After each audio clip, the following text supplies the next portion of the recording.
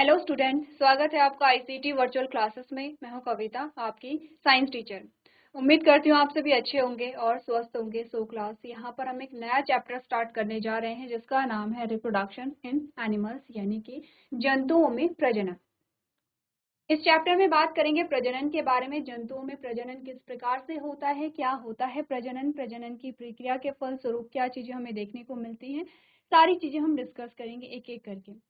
तो chapter start करने से पहले सबसे पहले हम क्या करते हैं, चैप्टर का नाम ही डिस्कस कर लेते हैं कि चैप्टर का नाम जो है वो हमें क्या बताता है। उसके बाद हम चैप्टर को स्टार्ट करेंगे। हमने कहा हमारे चैप्टर का नाम है रिप्रोडक्शन इन एनिमल्स। हमारे पास दो शब्द आए हैं, रिप्रोडक्शन और एनिमल। एनिमल का मतलब आप समझते हैं जंतु, ठीक है। अब जंतु में सारे ही जंतु शामिल होते हैं। आपने कहा कि आप किसी एक कोशिकीय जीव की भी बात कर रहे हैं तो आप किसी जटिल जीव की भी बात कर रहे हैं, ठीक है। एनिमल में सारे ही इंक्लूड होते हैं, लेकिन यहाँ पर हम स्पेसिफिकली बात करेंगे किसके बारे में। चलिए, तो हमने कहा एनिमल्स में हम बात करेंगे किसकी, मनुष्यों की। यहाँ पर ह्यूमंस की हम बात करेंगे, ठीक है। एग्जाम्पल में लेंगे मनुष्य, और मनुष्यों में हम देखेंगे किस प्रकार से रिप्रोडक्शन की प्रक्रिया होती है। रिप्रोडक्शन का मतलब है प्रजनन। प्रजनन की सबसे पहले हम डेफिनेशन को समझें तो हमने क्या कहा, प्रजनन एक ऐसी प्रक्रिया है, क्या है, एक प्रोसेस है। प्रोसेस का मतलब क्या होता है, कोई भी हम काम करते हैं उसकी एक प्रोसीजर होता है, एक प्रोसेस हमारी चलती है। जैसे कि हमने कहा हम खाना बना रहे हैं, वो एक प्रोसेस है। उस प्रोसेस में अलग अलग स्टेप्स आए होंगे, आपने अलग अलग चीजें की होंगी, एट लास्ट आपके पास रिजल्ट क्या आया, आपको यहाँ पे खाना मिला, ठीक है। वैसे ही एक प्रोसेस होती है प्रजनन, वहां पर अलग अलग स्टेप्स आते हैं, एट लास्ट आपके पास एक रिजल्ट आएगा। तो इस रिजल्ट में हम क्या देखते हैं, रिप्रोडक्शन में कोई भी जो जीव होते हैं, ठीक है, यहाँ पर सिर्फ एनिमल की बात नहीं करेंगे। अगर डेफिनेशन की हम बात कर रहे हैं, हमने कहा कोई भी जीव है, चाहे वो प्लांट है, चाहे वो एनिमल है, चाहे वो माइक्रो ऑर्गेनिज्म या सूक्ष्म जीव है, वो क्या करते हैं, प्रजनन की प्रक्रिया के फलस्वरूप अपने ही समान नई संतति को उत्पन्न करते हैं। नई संतति यानी कि अपने ही जैसे नए जीवों को बनाते हैं। जैसे कि हमने कहा ह्यूमंस है, मनुष्य है, वो अपने ही जैसे नए मनुष्यों को बनाएगा। फॉर एग्जाम्पल हमने कहा हमारे पेरेंट्स जो हैं उनके द्वारा हमारा जन्म हुआ, तो हम अपने पेरेंट्स जैसे ही हैं, ठीक है, क्लियर है। वैसे हमने कहा अगर हम प्लांट्स की बात करें तो आपने कहा जो प्लांट्स होते हैं, आपने कहा प्लांट्स से जो बीज निकलते हैं वो सेम उसी प्रकार के पौधों का निर्माण करते हैं। ऐसे ही सूक्ष्म जीव होते हैं, जो बैक्टीरिया होगा वो नए बैक्टीरिया बनाएगा, ठीक है। जो जहाँ पे कवक होंगे वो नए कवक यहाँ पर बनाते हैं। तो इस प्रक्रिया का नाम जो है वो है प्रजनन। हम क्या समझे यहाँ पर, अगर हम डेफिनेशन देखें, हमने कहा प्रजनन वह प्रक्रिया है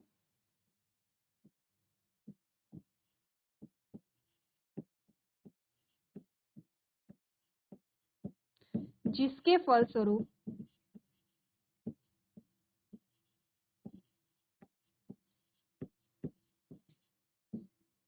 प्रत्येक जीव, जिस भी जीव में प्रजनन पाया जा रहा होगा, तो उसकी हम बात करें प्रत्येक जीव।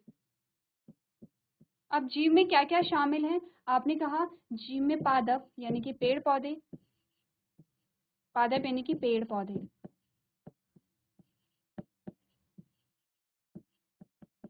आपने कहा जंतु। अब जंतु में सारे हैं, कीड़े मकोड़े भी जंतुओं में शामिल हो रहे हैं, मनुष्य भी हैं, पशु भी हैं, पक्षी भी हैं, सारी चीजें। आपने कहा फिशेस भी हैं, सारी चीजें हमने क्या कहा, जंतु में शामिल हो रही हैं। और आपने कहा सूक्ष्म जीव या माइक्रो ऑर्गेनिज्म,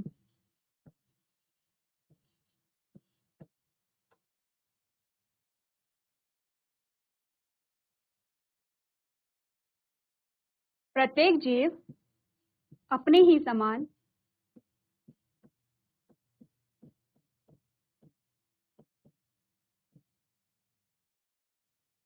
नई संतति को उत्पन्न करता है।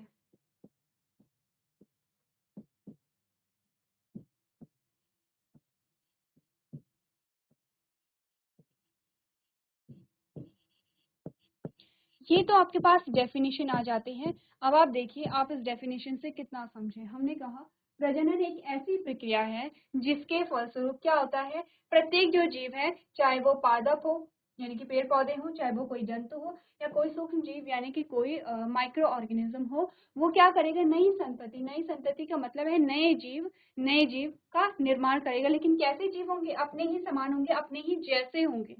यानी कि हम क्या कहते हैं, हमने कहा अगर कोई गाय का बच्चा है तो वो गाय जैसा ही होगा, कोई किसी चिड़िया का अगर कोई बच्चा है तो वो चिड़िया जैसा ही होगा, मनुष्य का जो बच्चा होता है वो मनुष्य के जैसा ही होता है। आम का अगर पेड़ है, अगर आपने आम के बीजों को बोया है तो आम के ही पेड़ वहां पर होंगे, ठीक है। तो हमने कहा कि यहाँ पर क्या आता है, एक ऐसी प्रक्रिया, एक ऐसी प्रोसेस जिसके द्वारा जो जीव होते हैं वो अपने जैसे ही नए जीवों का निर्माण करते हैं, उसे हम कहते हैं रिप्रोडक्शन, ठीक है। अब इस शब्द का मतलब आप समझे हैं, रिप्रोडक्शन। रिप्रोडक्शन में क्या होता है, आपने कहा इसके अलग अलग प्रकार भी होते हैं, ठीक है। अलग अलग प्रकार से क्या होती है, रिप्रोडक्शन की प्रक्रिया होती है। अब ये जो प्रोसीजर होता है ये लंबा प्रोसीजर होता है। अगर हम एनिमल्स की बात करें, हमने कहा ये जो प्रोसेस होती है वो बहुत लंबी यहाँ पर होती है, उसमें अलग अलग स्टेप्स आते हैं। जैसे हमने एग्जाम्पल में लिया था खाना बनाना, हमने कहा खाना अगर आप बना रहे हैं अलग अलग स्टेप्स आपके पास आते हैं खाना बनाने के, वैसे ही हमने कहा रिप्रोडक्शन अगर हो रहा है, एक नए जीव का निर्माण हो रहा है। हमने क्या, एक नए जीव का निर्माण हो रहा है। जैसे कि आपने कहा आपने एक बीज बोया, उस बीज से एक पौधा क्या हुआ वहां पर निकला, वो पौधा वृक्ष में बदला, उस वृक्ष में फिर से बीज लगे। अब आप क्या कर रहे हैं, फिर से उन बीजों को बो रहे हैं। तो एक प्रोसेस चल रही है, एक प्रोसेस। हमने कहा एक बीज था, वो आपने बोया, ठीक है, इस प्रकार से। अब आपने क्या कहा, धीरे धीरे यहाँ से क्या हुआ, पौधा बना।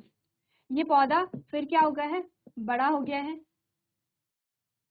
और अब ये इतना बड़ा हो गया है कि यहाँ से क्या बन गई है, पूरे पेड़ में क्या हो गया है, परिवर्तित हो गया है। जब पेड़ में परिवर्तित हो गया है तो फिर से इस पे क्या लग गए हैं, बीज लगे हैं। इस प्रकार से बीज लगे हुए हैं। आपने कहा एक प्रोसीजर चल रहा है, एक प्रोसेस यहाँ पर हो रही है। तो हमने कहा कि प्रजनन क्या होगा, इस वृक्ष में बीज का बनना ही क्या है, रिप्रोडक्शन के फलस्वरूप यहाँ पर बीज बना है, ठीक है। तो हम कह सकते हैं बीज के एक नया क्या बना है, यहाँ पे पौधा बना है, क्योंकि उसी बीज को बो करके नया पौधा वहां पर आप प्राप्त करते हैं, ठीक है। ऐसी यही सेम जो बात होती है हम अप्लाई करते हैं मनुष्यों पे। हमने कहा जो मनुष्य होते हैं, तो हमने कहा कि जो 9 महीने का टाइम पीरियड होता है, इसमें क्या होता है कि जो नया जीव है उसका क्या होता है, डेवलपमेंट होता है, लेकिन प्रजनन इससे पहले हो चुका होता है। प्रजनन के फलस्वरूप ही वहां पर क्या होता है, नए जीव के निर्माण की प्रक्रिया शुरू हो जाती है, ठीक है, क्लियर है।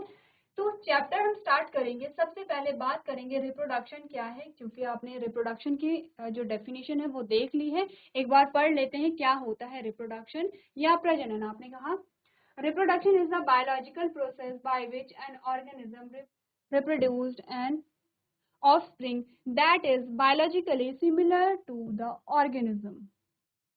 क्या बोला, प्रजनन एक जैविक प्रक्रिया है। अच्छा ध्यान दीजिए, जैविक प्रक्रिया है। जैविक का मतलब होता है कि ये एक ऐसी प्रक्रिया है जो जीवित जीवों में ही मिलेगी, आपको किसी नॉन लिविंग या किसी अजैविक में नहीं मिलेगी, ठीक है।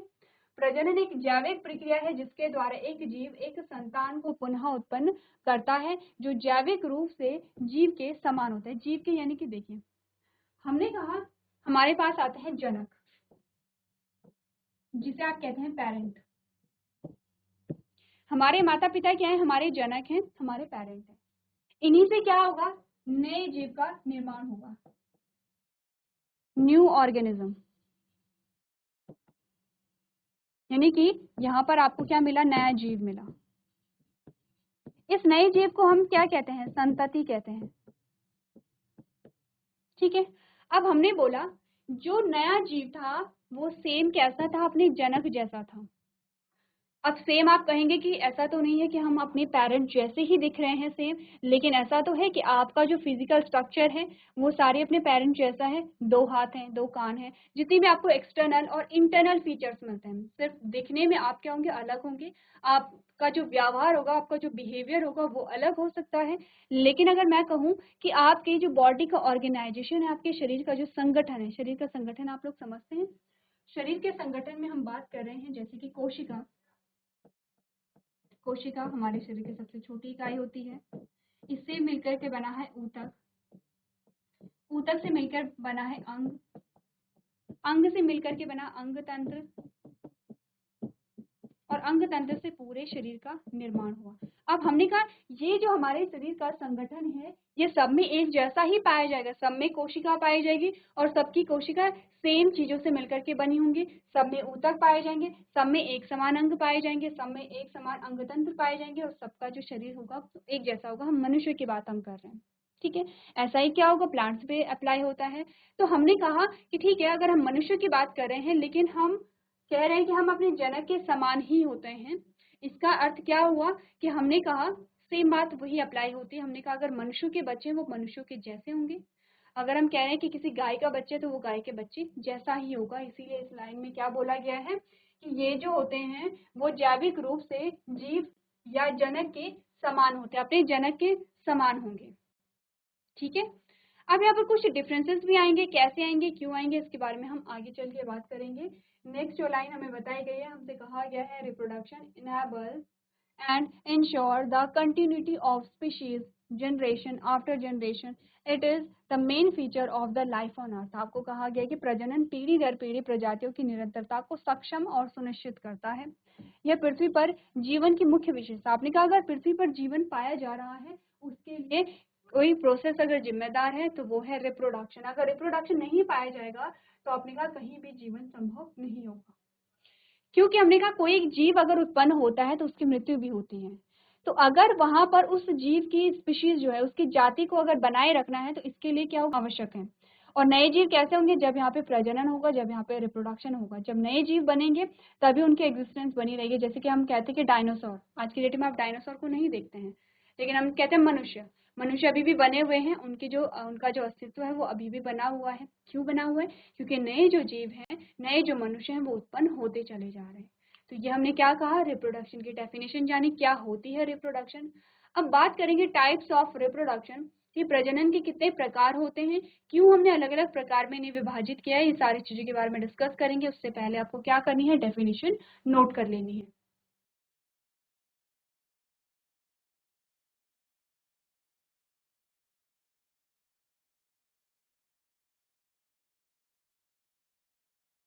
चलिए, तो आपने डेफिनेशन को नोट कर लिया होगा। आगे हमारे पास जो टॉपिक आता है मोड्स ऑफ रिप्रोडक्शन या फिर प्रजनन के प्रकार हमारे पास आते हैं, ठीक है।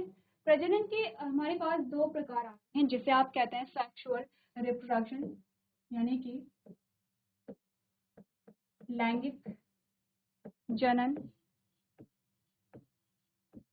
और दूसरा आता है एसेक्सुअल रिप्रोडक्शन जिसे आप कहते हैं अलैंगिक जनन।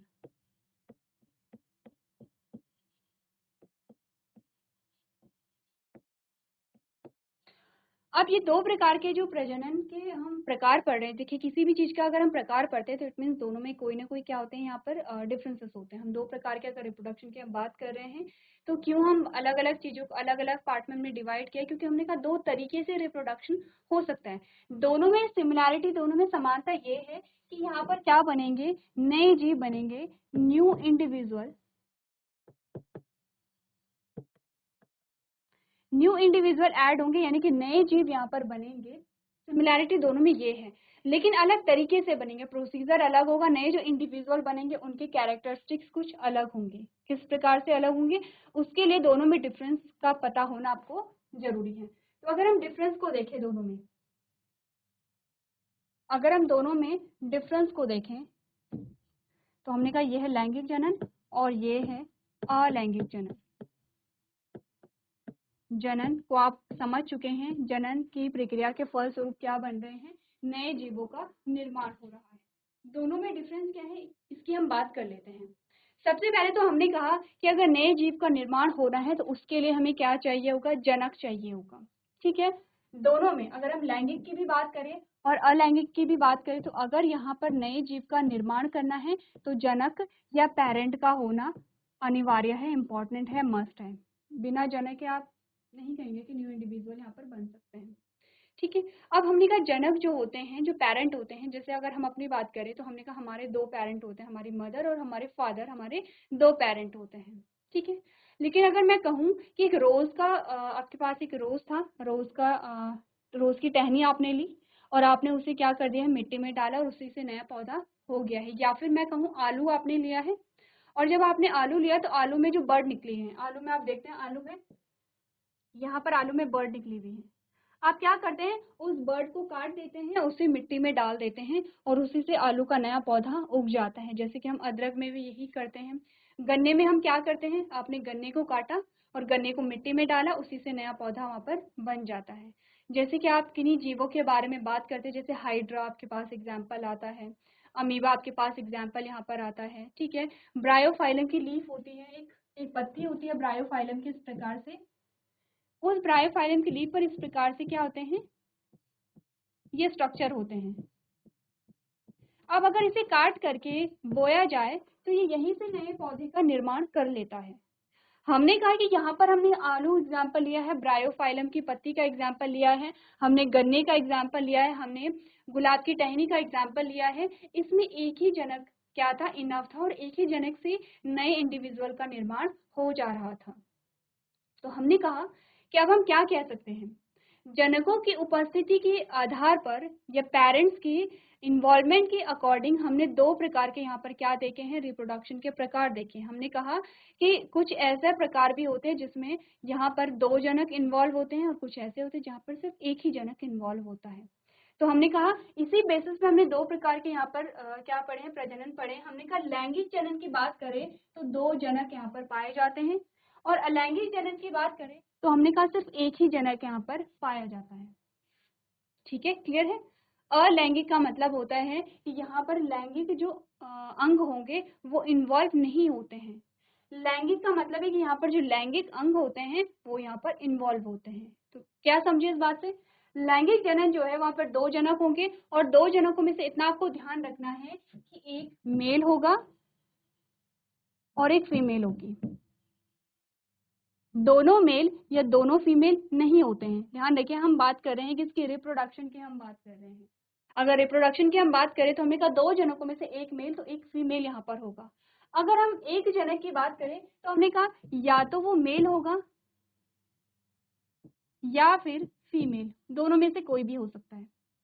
हो सकता है कि जो मेल है, मेल से ही नया इंडिविजुअल बन रहा है, या फीमेल से ही नया इंडिविजुअल बन रहा है। ठीक है, पहला डिफरेंस हमने देखा जनकों की उपस्थिति के आधार पर। अब हमने क्या कहा कि यहाँ पर जो लैंगिक अंग होते हैं, ठीक है, जो आपके जो क्या होते हैं, सेक्सुअल ऑर्गन्स होते हैं, उनकी इन्वॉल्वमेंट हम देखते हैं। जैसे कि आपने क्या देखा, सिस्टम आपने पढ़े हैं, कौन कौन से सिस्टम, अंग तंत्र जिन्हें हम कहते हैं। अगर हम कहें ऑर्गन सिस्टम,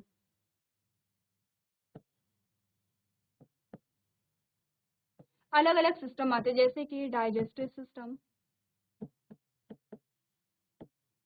जैसे कि रेस्पिरेटरी सिस्टम। इसी प्रकार से एक सिस्टम आता है रिप्रोडक्टिव सिस्टम।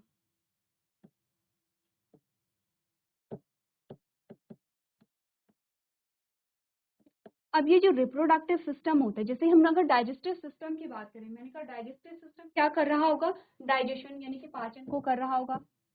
क्या करेगा, ये डाइजेशन करेगा। रेस्पिरेटरी सिस्टम क्या करेगा, रेस्पिरेशन को करेगा। तो वैसे ही मैंने क्या बोला कि रिप्रोडक्टिव सिस्टम क्या करेगा, रिप्रोडक्शन को करेगा।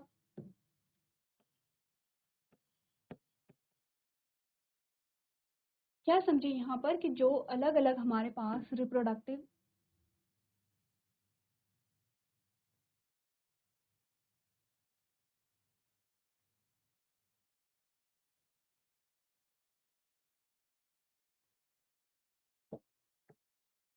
हमारे पास जो अलग अलग क्या आते हैं, यहाँ पर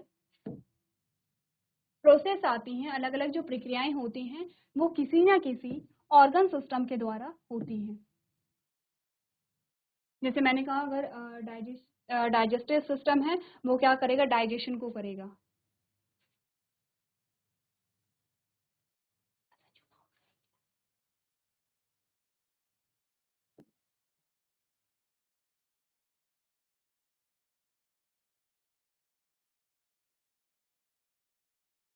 तो हम बात कर रहे थे कि जैसे कि सिस्टम जो होते हैं वो अलग अलग प्रोसेस के लिए रिस्पॉन्सिबल होते हैं। हमने कहा रेस्पिरेटरी सिस्टम है, वो रेस्पिरेशन करेगा। वैसे ही रिप्रोडक्टिव सिस्टम होता है जो रिप्रोडक्शन को करता है। अब आपके पास क्वेश्चन ये आता है कि रिप्रोडक्टिव जो सिस्टम है वो कहाँ पर यूज हो रहा है। आपने कहा कि अगर हम बात करें लैंगिक जनन की, यहाँ पर जो रिप्रोडक्टिव सिस्टम होता है, जो लैंगिक अंग होते हैं वो इन्वॉल्व होते हैं। आपने कहा लैंगिक अंग, यहाँ पर क्या होते हैं, लैंगिक अंगों का यहाँ पे यूज किया जाता है। लैंगिक अंग जो होते हैं यहाँ पे फंक्शनल होते हैं। हमने कहा अगर हम अलैंगिक जनन की बात करें तो यहाँ पर लैंगिक अंगों का कोई कार्य नहीं है। दूसरा डिफरेंस आपको मिल गया है।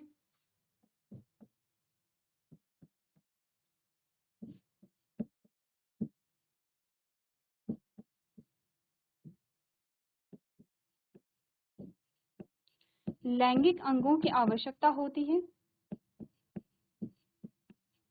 अगर हम यहाँ पर बात करें, हमने कहा लैंगिक अंगों की आवश्यकता नहीं होती है। आप ये देखिए, इस ये वाला पॉइंट ये है, दूसरा पॉइंट आपका ये है। कंफ्यूज नहीं करेंगे। नहीं है का मतलब होते हैं, नहीं होती है का मतलब है कि लैंगिक अंगों की आवश्यकता नहीं होती है। ठीक है, क्लियर है इतनी बातें। तीसरा हमने कहा कि यहाँ पर क्या होती है, ये जो प्रोसेस है लैंगिक जनन की, अगर प्रोसेस की हम बात करें, ये होती है जटिल प्रक्रिया। जटिल प्रक्रिया है। क्यों जटिल प्रक्रिया है अभी आपको आगे जाके पता चलेगा। अगर हम इसकी बात करें तो आपने कहा कि जो अलैंगिक जनन है वो क्या है, सरल प्रक्रिया है। फिर हमने कहा लैंगिक जनन है, यहाँ पर युग्मक निर्माण होता है।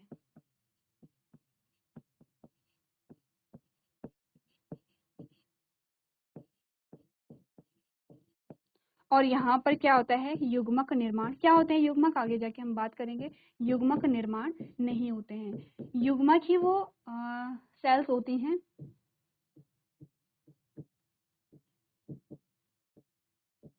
जिनसे नई जीव का निर्माण होता है। फिर आपने कहा कि यहाँ पर क्या होता है, निषेचन पाया जाता है। जैसे आप कहते हैं फर्टिलाइजेशन, निषेचन होता है। और यहाँ पर निषेचन नहीं होता है।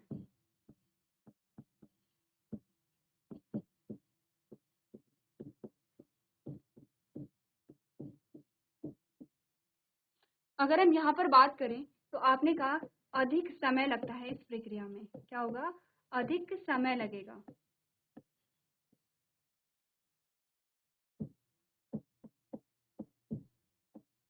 अगर हम अलैंगिक जनन की बात करें तो आपने कहा कि कम समय में ये प्रोसेस हो जाती है। कम समय यहाँ पर लगेगा। नेक्स्ट हमने कहा कि यहाँ पर क्या होता है, विविधता पाई जाती है।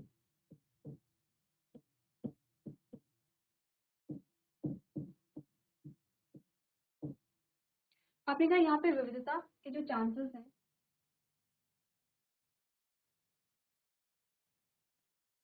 यहाँ पर आप नोट कर सकते हैं। यहाँ पर जो विविधता के चांसेस हैं वो क्या होते हैं, कम होते हैं। बहुत कम होते हैं, ना के बराबर आप इन्हें कह सकते हैं। तो ये डिफरेंस है दोनों प्रकार के प्रजनन में। हमने कहा लैंगिक और अलैंगिक जनन में क्या क्या डिफरेंसेस हमारे पास आते हैं। मेनली सबसे पहला जो डिफरेंस है वो क्या होता है, जनक। दो जनक यहाँ पर पाए जाते हैं लैंगिक जनन में, जिसे आप क्या कह रहे हैं, सेक्सुअल रिप्रोडक्शन कह रहे हैं। दूसरा अलैंगिक जनन है जिसमें एक ही जनक पाया जाता है। लेकिन हमने कहा कि लैंगिक अंगों की आवश्यकता होती है। इसका मतलब कि जो यहाँ पर आपका रिप्रोडक्टिव सिस्टम होगा वो यहाँ पर क्या होगा, उसका यूज किया जाएगा और वो क्या होगा, फंक्शनल होगा। अगर हम इसकी बात करें तो आपने कहा कि यहाँ पर जो लैंगिक अंग हैं या आपका रिप्रोडक्टिव सिस्टम है उसका यहाँ पर कोई यूज नहीं किया जाता है। जब भी यहाँ पर रिप्रोडक्टिव सिस्टम का यूज किया जाएगा तो यहाँ पर क्या चाहिए होंगे, दो जनक चाहिए होते हैं, मेल या फीमेल गैमेट यहाँ पर बनते हैं। तो उसके लिए आपको क्या चाहिए होंगे, अलग अलग रिप्रोडक्टिव सिस्टम चाहिए होंगे। आपने कहा ये जटिल प्रक्रिया है, कॉम्प्लेक्स प्रोसेस है और ये सरल प्रक्रिया है। कैसे, क्योंकि आपने कहा कि क्योंकि यहाँ पर दो जनक पाए जा रहे हैं, तो अब दो जनक पाए जा रहे हैं तो कैसे होगा। आपने कहा कि दोनों जनकों का जेनेटिक मटेरियल यहाँ पर फ्यूज होगा, मिक्स होगा एक साथ, और तब जाके आपको एक नया इंडिविजुअल मिलता है। ऐसा ही होता है। तो इसके लिए क्या होगा, आपने कहा इसके लिए जो दो जनक हैं उनमें सेल्स बनती हैं, कुछ कोशिकाएं, कुछ सेल बनती हैं। अब एक सेल मेल में बनेगी और एक फीमेल में बनेगी और दोनों सेल्स क्या होंगे, फिर फ्यूज होंगे। इन सेल्स को हम कहते हैं युग्मक या गैमीट। अब जो गैमीट का निर्माण होता है वो दोनों प्रकार के गैमीट का निर्माण होता है, ठीक है। दोनों प्रकार के गैमीट यहाँ पर बनेंगे, जिसे आप कहते हैं मादा युग्मक यानी कि फीमेल गैमीट, और दूसरा होता है नर युग्मक यानी कि मेल गैमीट। दोनों प्रकार के गैमीट का यहाँ पर क्या होता है, फॉर्मेशन होता है। यहाँ पर किसी भी प्रकार के गैमीट की आवश्यकता नहीं है, क्योंकि जनक सिर्फ एक ही है। यहाँ पर कोई भी जो जेनेटिक मटेरियल है उसे मिक्स नहीं होना है, फ्यूज नहीं होना है, तो कोई भी गैमीट यहाँ पर नहीं बनता है। आपने कहा गैमीटों का जो संलयन होता है, गैमीट जब फ्यूज होते हैं, जब मिक्स होते हैं, तो इस प्रक्रिया को हम निषेचन या फर्टिलाइजेशन कहते हैं। तो क्योंकि गैमीट बने हैं, जब वो फ्यूज होंगे तभी नया इंडिविजुअल बनेगा, तो निषेचन भी पाया जाएगा। आपने कहा यहाँ पर जब गैमीट ही नहीं बने हैं तो निषेचन यहाँ पर नहीं पाया जाता है, ठीक है। अब हमने कहा कि ये सारी जो प्रोसेस हो रही है, आपने कहा कि जब क्या बनेंगे, गैमीट बनेंगे, गैमीट का फ्यूजन होगा, फर्टिलाइजेशन यानी कि निषेचन होगा, तब जाके नए इंडिविजुअल का डेवलपमेंट स्टार्ट होता है। तो आपने कहा अधिक समय लगते हैं किसमें, सेक्सुअल रिप्रोडक्शन या लैंगिक जनन में। और यहाँ पर ना तो गैमीट बन रहे हैं, ना उनका संलयन हो रहा है, ठीक है। तो यहाँ पर क्या होगा, जो प्रोसेस है वो क्या हो जाती है, सिंपल हो जाती है, कम समय लगता है। सबसे बड़ा पॉइंट यहाँ पर ये है कि जो लैंगिक जनन है उसमें वैरायटी, वेरिएशन देखने को मिलती है, आपको चेंजेस देखने को मिलते हैं। आप देखते हैं कि हम सेम अपने पेरेंट जैसे नहीं दिखते हैं, ठीक है। हम में क्या होते हैं, चेंजेस आते हैं। अगर हम अपनी सिबलिंग्स की भी बात करें तो हम में भी डिफरेंस होता है। तो हमने कहा ये जो विविधता आपको यहाँ देखने को नहीं मिलेगी। आपने कहा आलू का जो पेड़ आपने लगाया था, आलू की जो बर्ड आपने निकाली और उससे आपने जो पेड़ बोए, तो आपने कहा आलू में आपको कोई डिफरेंस नहीं मिला, आलू वैसा ही आपको दिखेगा। या फिर आपने जब गुलाब की टहनी लगाई तो आपको कोई डिफरेंस वहाँ पर नहीं मिला, क्योंकि क्या था, एक ही जनक यहाँ पर था, ठीक है। तो ये डिफरेंसेस हमारे पास आते हैं। नेक्स्ट लेक्चर में हम प्रॉपर जो यहाँ पर डेफिनेशन है उसे समझेंगे, जिसमें आप बात करेंगे लैंगिक जनन की, अलैंगिक जनन की, दोनों में क्या क्या डिफरेंसेस हैं वो आपने समझ लिए हैं। एक एक करके प्रोसेस को देखेंगे, अलैंगिक जनन किस प्रकार से होता है और लैंगिक जनन किस प्रकार से होता है। तो आपको करना क्या है, अभी तक जो जो चीजें हमने डिस्कस की हैं वो आप लोग क्या करेंगे, रिवाइज करके लेके आएंगे। तो आज के सेशन में हम इतना ही करेंगे। अभी तक क्लास में बने रहने के लिए आपका धन्यवाद।